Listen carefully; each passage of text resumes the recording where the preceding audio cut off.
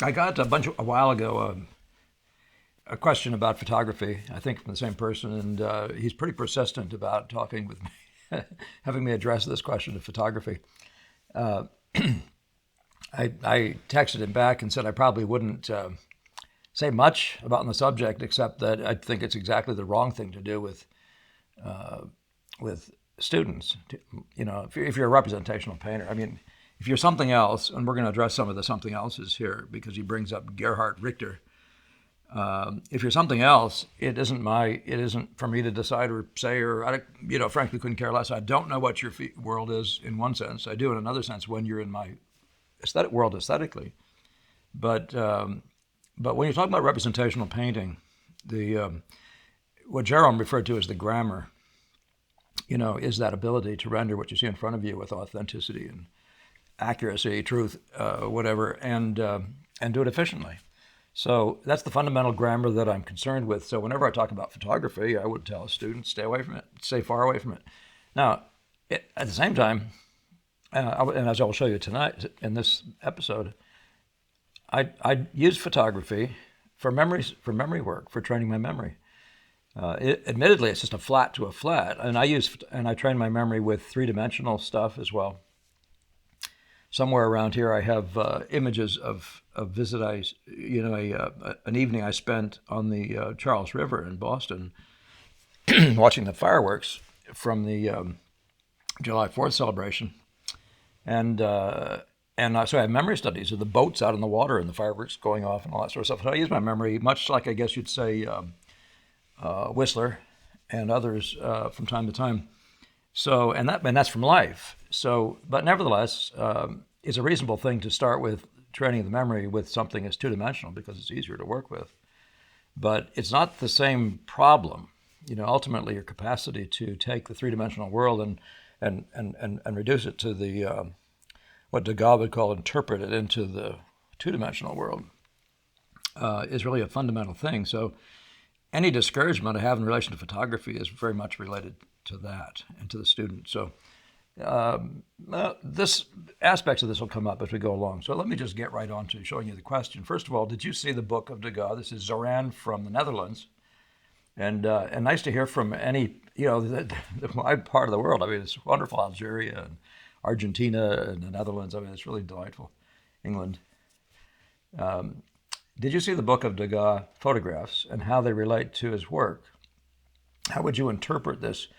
One of most spontaneous artists, and he used photos as his drawing base. Or, and that's 3 points, or if I look at Gerhard Richter in a documentary painting landscape or church from photo, he's blocking in, as you describe, your Boston method and visual importance. So it presumably means in the order of visual importance. So to recap, I think there's more room or cross-section between art and photography and how to use it in your work or methods.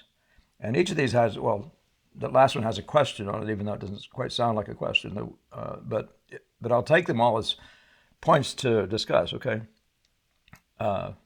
So let's just, and I'll probably have to come back to this again, these things myself. So you'll probably see them again on the screen because I'm not going to remember. I find that I don't remember complicated sentences. I'd be a terrible debater. So did I see the book of Degas photographs and how they were, and that book was trying to show how they relate to his work, and how would I interpret this one of the most spontaneous artists?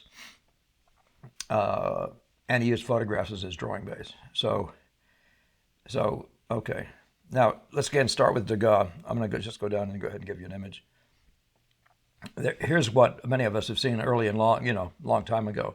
That figure nude from the back side, one of the numerous shots he's taken of bathers, and then apparently uses it more or less directly. Degas doesn't start his career as a photocopier. He starts his career and learns how to draw. He's one of the great draftsmen of all time.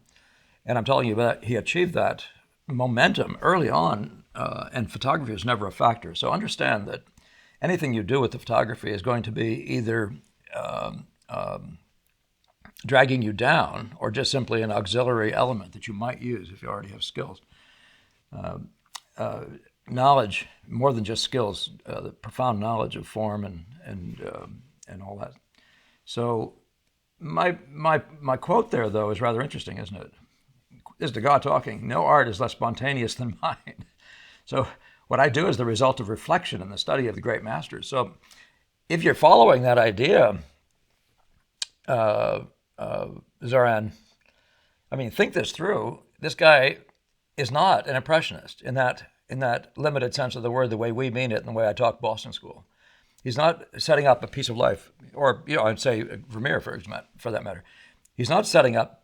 In fact, he deplored the plein air painters who just stood out there and, like Monet, who stood out there and just painted what they saw. So, but no less spontaneous, because he's an imaginative painter. He takes bits and pieces and he glues them into this construct.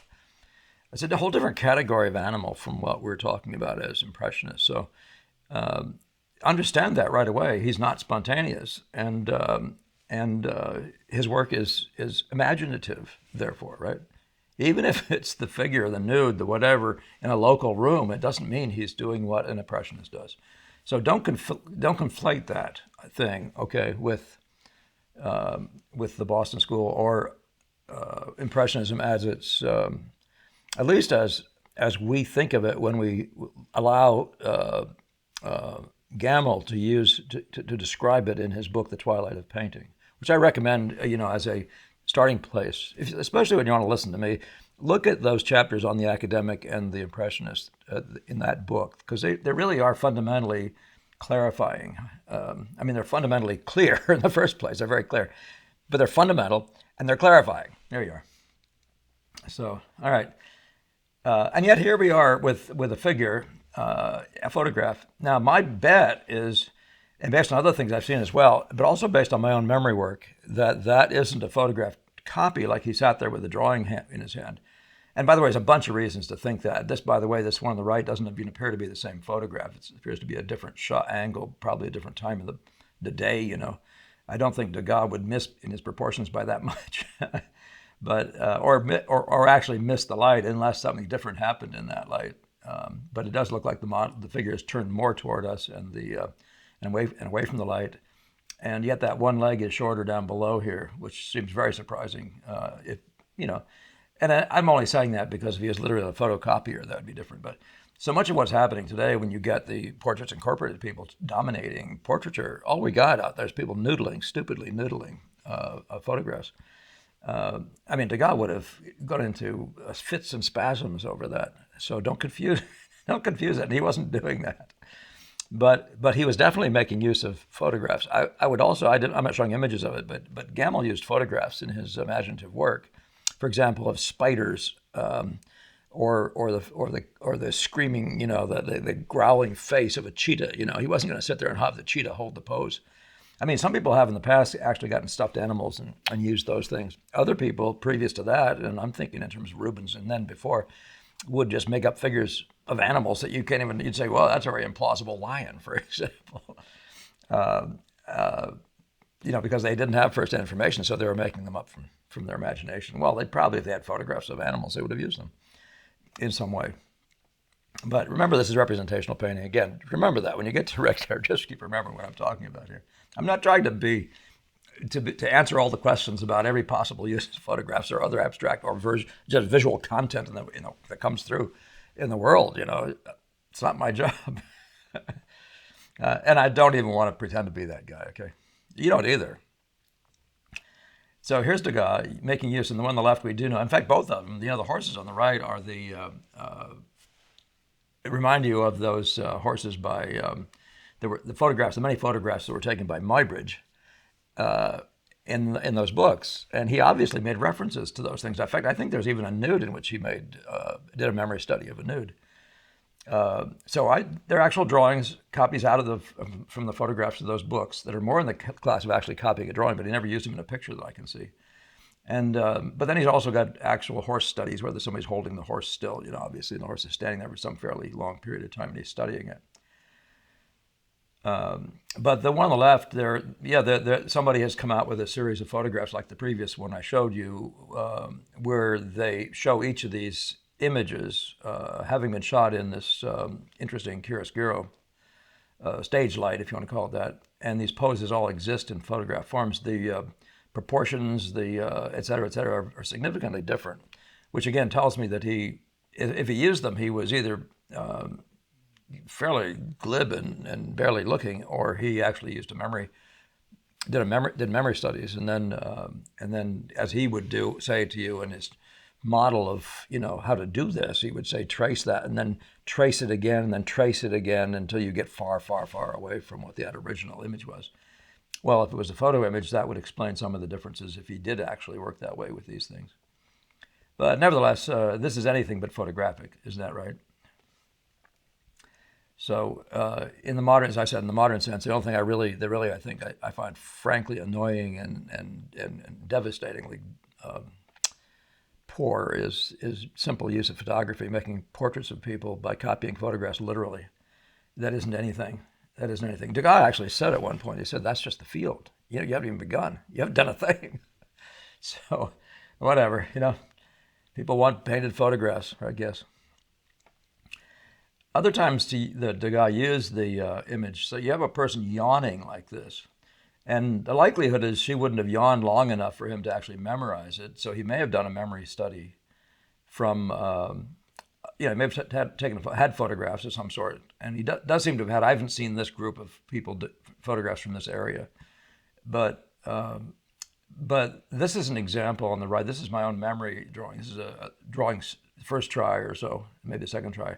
And this is a third try, and it's literally, I'd memorized it because I thought, that sort of stuff, you wouldn't have a model hold that pose and have it look anything plausible. But when a photograph shoots it, that instant shot, when that person's actually in the process of screaming, reminds me of the Syrians and the Kurds today. I think it's all from that eastern area. But this thing here, what you're seeing, these shapes, for example, that's a memorized thing, and it would be the kind of stuff that would validate some use of the photograph for expression. And I'm talking about imaginative painting. I'm not talking about portraits and the rest, or actual impressionism.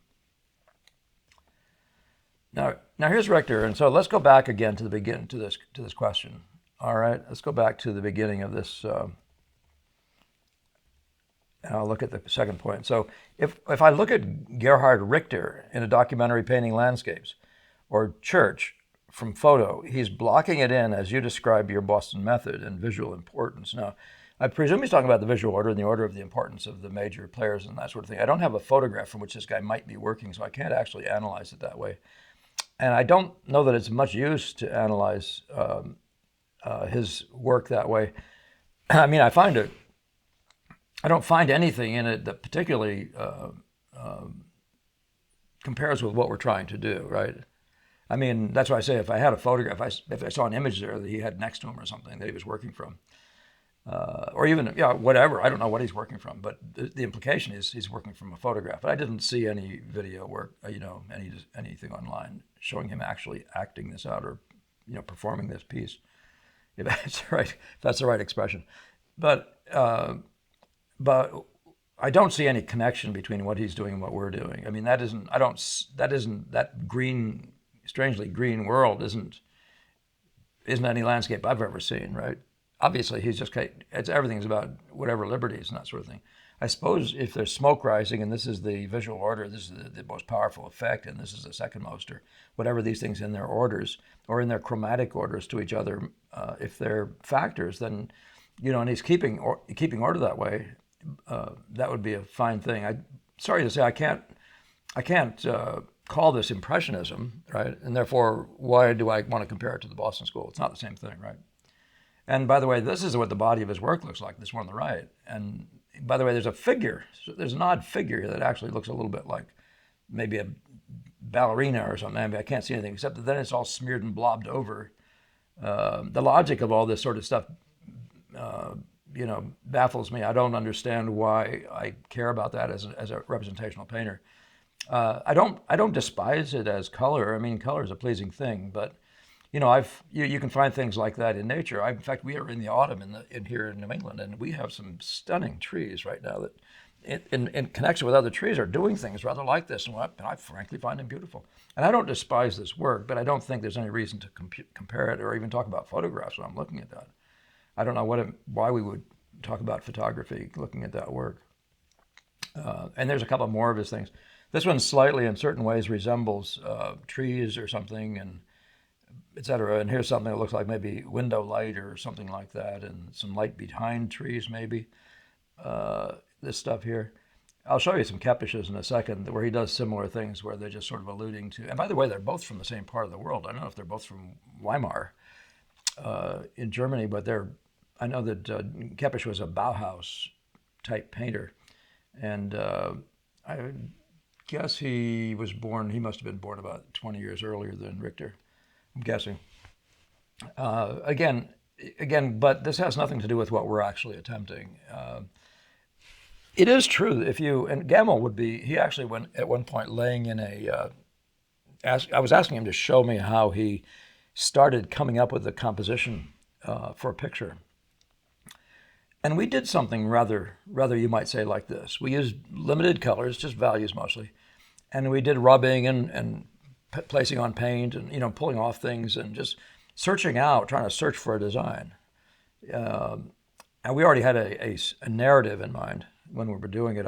If I remember, it was the Golden Fleece, Jason and the Golden Fleece that I was working on.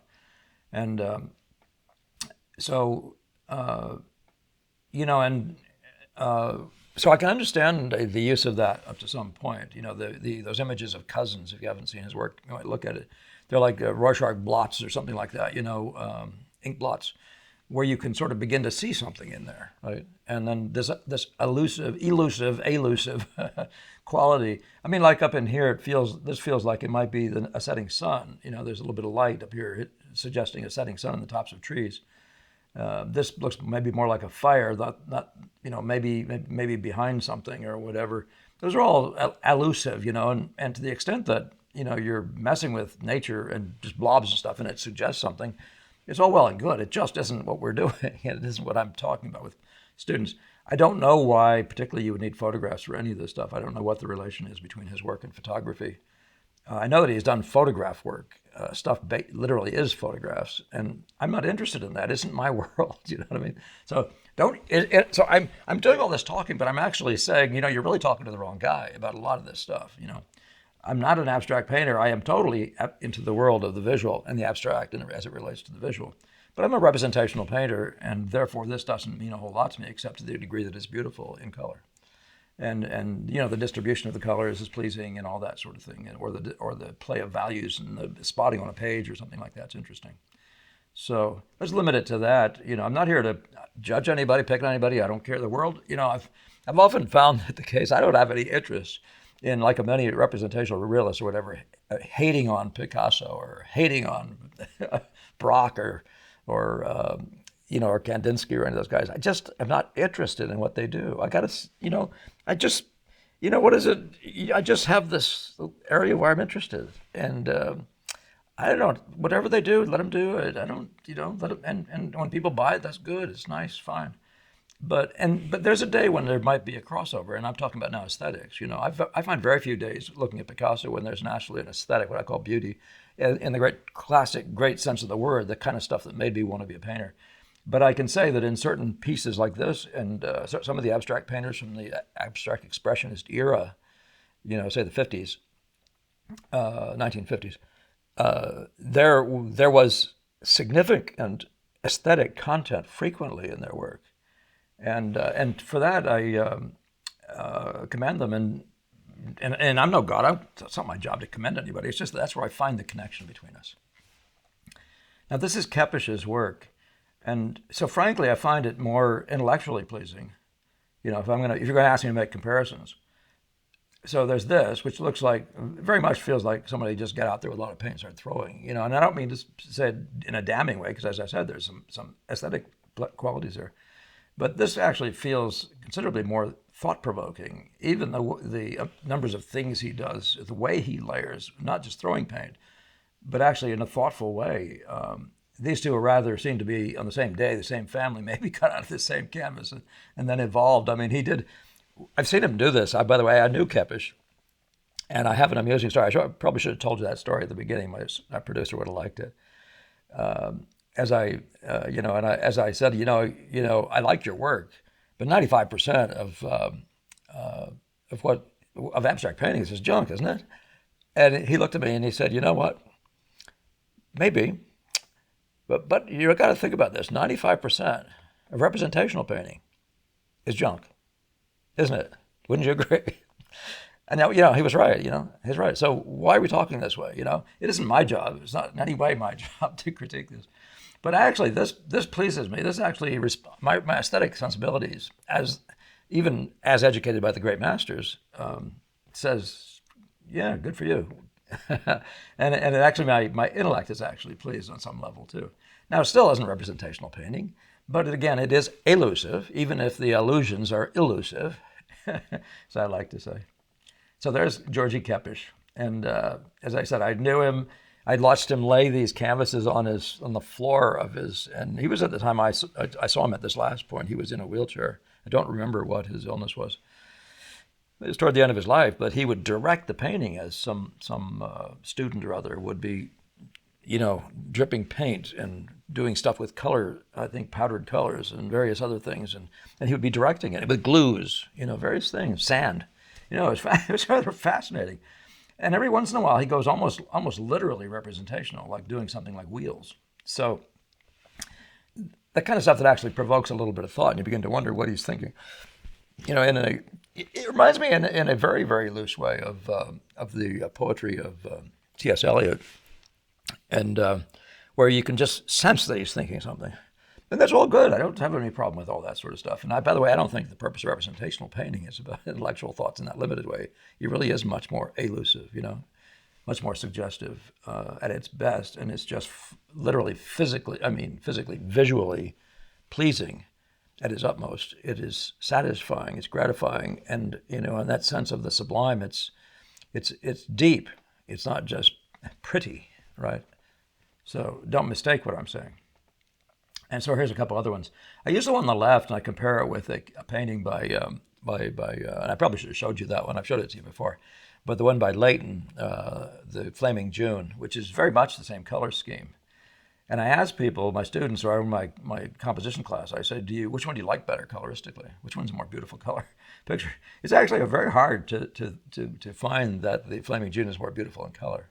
It definitely is more satisfying on levels, on multiple levels, right? It doesn't have texture like this has, and that's a pleasing aspect of painting.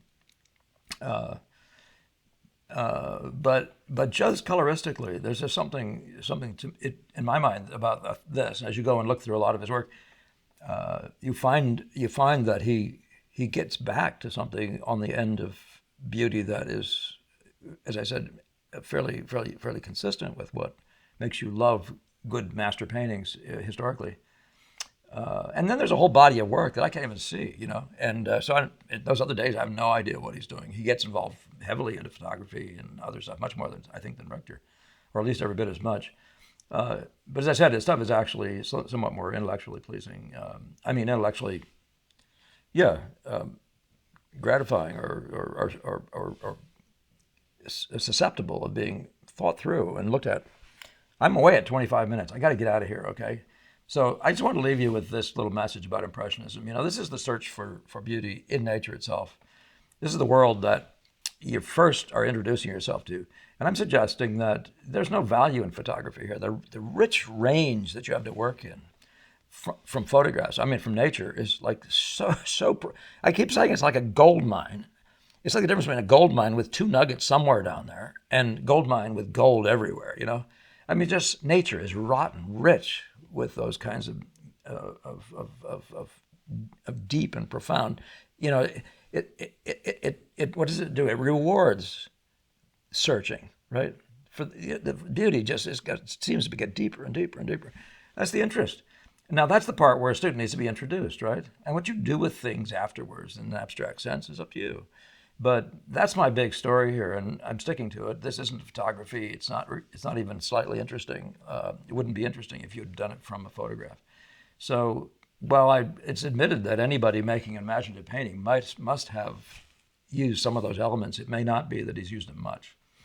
And let me just check again. There's that. I'm sure I missed that third question. I hope I didn't, but I might have. So to recap, is there more room in cross-section? Yeah. And how to use it in your work or methods? Yeah. I think I've answered the question without actually getting any more specific. So thank you for the questions, Zoran, and I hope we can stay in touch and think through what all this stuff is and who we are, right? Anyway, thank you all very much for being here today, and I wish you all well and look forward to seeing you in the next one.